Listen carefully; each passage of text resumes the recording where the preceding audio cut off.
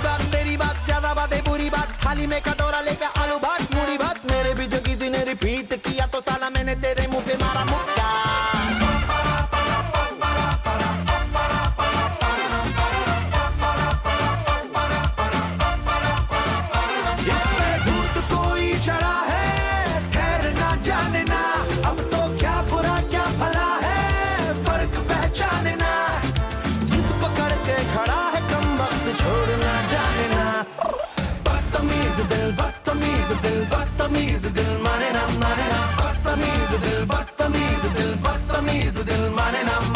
ये जो हाल है सवाल है कमाल है, जाने ना बदतमीज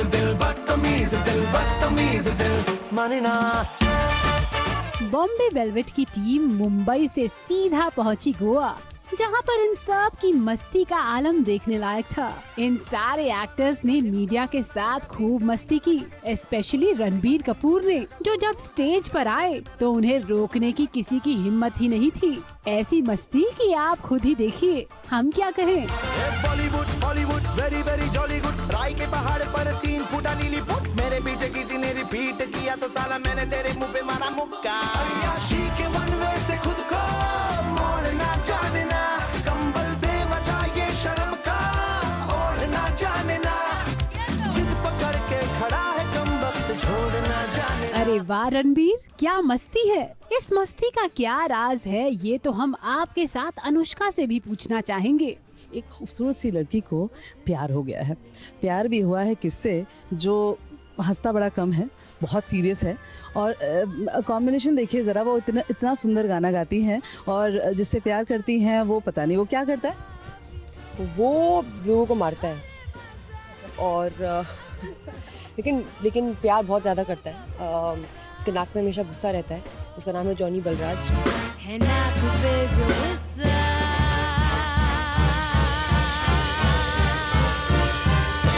तो इसमें अनुष्का को कितनी मेहनत करनी पड़ी, कितना रिसर्च करना पड़ा? आ गया आपका ही रिसर्च के बारे में पूछ रही मेरी रिसर्च द रिसर्च।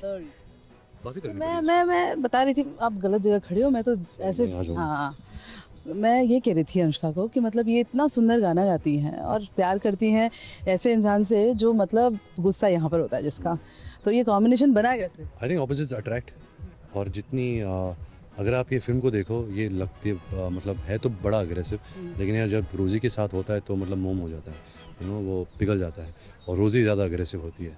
ये रोज़ी एक ही ऐसी इंडिविजुअल है, इंसान है, जो जॉनी को हर तरीके से हरा सकती है। आई थिंक मेरे लिए जो एक तो मैं पहले बोलना चाहूँगी कि जो वर्ल्ड था इस दुनिया का, बॉम्बे का, इन द 60s जो क्रिएट किया गया है इस बेहतरीन टीम ने, जिसने इस फिल्म पे काम किया है, जो आर्ट डायरेक्टर है फिल्म की, जो यू नो कॉस्ट्यूम डिज़ाइनर्स हैं, उन्होंने हमको दुनिया क्रिएट करके दी। तो लिटरली जैसे हम इस दुनिया में जी रहे हैं, वो एक दुनिया हमारे लिए बनाई गई थी, और हम उसमें हम एक्टर्स थे, हम उसमें रोल्स प्ले कर रहे थे, तो हमारे लिए वही ऑलरेडी क्रिएट कर दिया गया था। वो बहुत बड़ी मेहनत का काम है, और बहुत बड़ी हमारे लिए वो एक ब्लेसिंग थी।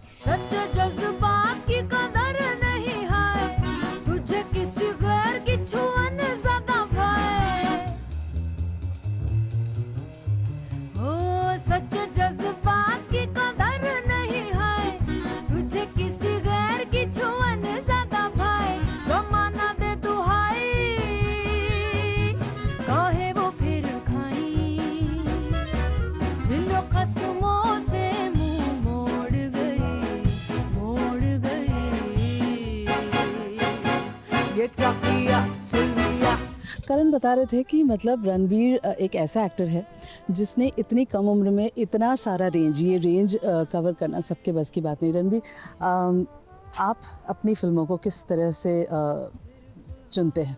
आई थिंक एक इंस्टिंक्ट होता है। नहीं एक्चुअली हाँ, जो एक श्रेय जो मैं खुद लेना चाहूँगा कि मैं पहचान जाता हूँ जब एक अच्छा डायरेक्टर एक अच्छा कहानी बताना चाह रहा है, वो सिर्फ ये फिल्म नहीं बना रहा क्योंकि उसके पास पैसे मिले या हीरो के डेट्स मिले, वो अंदर से एक बहुत चाहत है कि इस कहानी के ज़रिए मैं कुछ कहूँ, ऑडियंस को एंटरटेन करूँ। बट हाँ, यंग मैन नो, बट जो है इतना सोचता नहीं मैं, यू नो, जैसे आते हैं and if I like something, एक इंस्टिंक्ट होता है। आई एम श्योर अनुष्का का भी यही प्रोसेस है।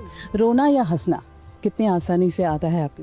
दोनों मुश्किल। आई थिंक रोना एक्चुअली हंसने से तो आसान है, क्योंकि जब मैं हंसता हूँ ना तो क्या है कि मेरी हंसी में आवाज़ नहीं है, और जब मैं आवाज़ डालता हूँ तो लगता है कि जो एक गधा है उसके पीछे किसी ने पटाखे डाले हैं और वो डर रहा है, तो मेरी हंसी ऐसी है। तो बहुत रोना कैसा है? रोना तो चलो रोने के पीछे एक बैकग्राउंड म्यूजिक आ जाता है कभी कभी। ग्लिसरीन यूज किया है फिल्म में? नहीं, अभी तक तो मैंने ग्लिसरीन यूज़ नहीं किया है।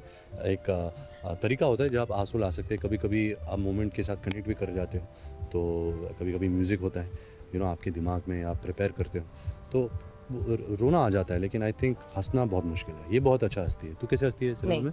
हंस के दिखा ना। नहीं। हाँ, हंसना नहीं। हंसना नहीं। शर्म आ गई इसको। 60s की बात करें आप ऐसे। हाँ सॉरी।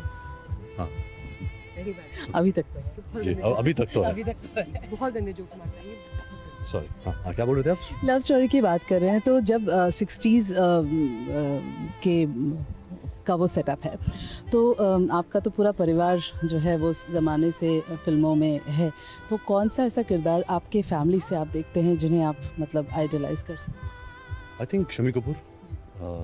मुझे उनकी फिल्में बहुत पसंद थी। बहुत ही हीरोइज्म था, बहुत ही एक पर्सनल अंदाज था उनका। Of course Raj Kapoor also, but I prefer the Raj Kapoor of 50s than the 60s। I think 60s में Shammi Kapoor was one of the most important personalities of the film industry. प्यार की बात करो तो सबसे अच्छा डायलॉग क्या है?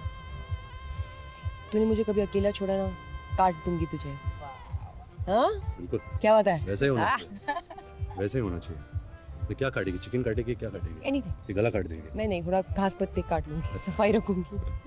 ऑडियंस की अगर बात करें, रणवीर अनुष्का दोनों से जानना चाहेंगे कि ऑडियंस की जो मेमोरी होती है बहुत शॉर्ट होती है, अच्छा फिर बुरा, 2 मिनट में जो होता है वो व्यूज़ बदल जाते हैं। आप दोनों के जीवन में एक ऐसा फेज़ आया अभी बीच में जब लोगों ने एकदम से नेगेटिव बोलना शुरू किया, लेकिन जैसे ही ये प्रोमोज आने शुरू हो गए एकदम से व्यू चेंज हो गया। अब आप जैज सिंगर हैं लोगों के लिए और आप वो किरदार हैं जो लोगों ने कभी ना देखा। बिल्कुल। आई कैसे थिंक जो भी नेगेटिविटी जुड़ी थी इस फिल्म के लिए, उसके 2 कारण हो सकते हैं। एक तो अनुराग और जिस किस्म की फिल्में बनाता है, और सडनली उसके पास एक बड़ा बजट आ गया था, एस्टैब्लिश्ड एक्टर्स आ गए थे, तो उस प्रेशर की नज़र से लोग देखना चाहते हैं। मेरी पिछली फिल्म बेशरम बिल्कुल चली नहीं, बहुत बड़ी फ्लॉप थी। तो आई थिंक ये सब कारण से हर एक्टर की लाइफ में ये ऊपर नीचे होता है। ये फिल्म है, इसके पीछे कोई सक्सेस फॉर्मूला तो है नहीं। लेकिन हाँ, हम यही कोशिश करते हैं लगातार एज एक्टर्स, और ये फिल्म को लेकर भी, कि अगर हम काम से नेगेटिविटी को मारें, उससे बढ़कर कोई चीज़ नहीं होती। अभी भी तेरे गाल गोरे गोरे, लाखों दिलों पे डाले डोरे डोरे, देखो दीवाने हुए जा रहे हैं, आधे उम्र के भी छोरे छोरे, अब बालों की सफेदी से फीका कब हुआ है रोमांस। Aunty ji get up and dance। Ranbir और अनुष्का के अलावा इस फिल्म में डेब्यू करने जा रहे हैं none other than Karan Johar, जिनके जौहर अब एक्टिंग में भी दिखेंगे। अपने इस नए काम के लिए वो बेहद एक्साइटेड हैं, और फिर करण के डांस के चर्चे तो दूर दूर तक फैले हुए हैं। इन्होंने 15 साल की उम्र में सबसे पहली बार कैमरा फेस किया, फिर किया और फिर किया, तो करते करते जो है वो डेब्यू जो है वो अब बहुत सही तरीके से हुआ है। ये जो आप जिक्र कर रहे थे 15 साल की उम्र में जो किया था, वो एक टीवी सीरियल था, तो वो काउंटेड नहीं है। वो इंद्रधनुष नाम का टीवी सीरियल था जो दूरदर्शन पे आया करता था।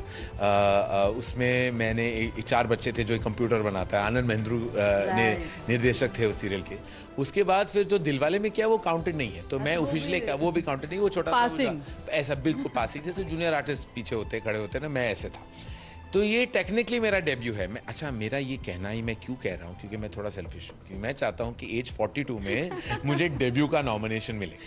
इसीलिए मैं चाहता हूँ कि बहुत एक्साइटिंग होगा कि 42 की उम्र में किसी को डेब्यू का नॉमिनेशन मिल रहा है। और अगर आप बोलते रहेंगे कि मैंने डेब्यू पहले किया, तो कैसे मिलेगा? फिर टेक्निकल प्रॉब्लम हो जाएगा ना। ठीक है, चलो मैं ये इस बात को मतलब बिल्कुल स्टैंप लगाती हूँ कि ये करण जौहर का डेब्यू है, और कमाल का डेब्यू है। मतलब मैंने अनुराग को भी फिल्म में ये क्रेडिट बोला है लिखने के लिए, इंट्रोड्यूसिंग करण जौहर।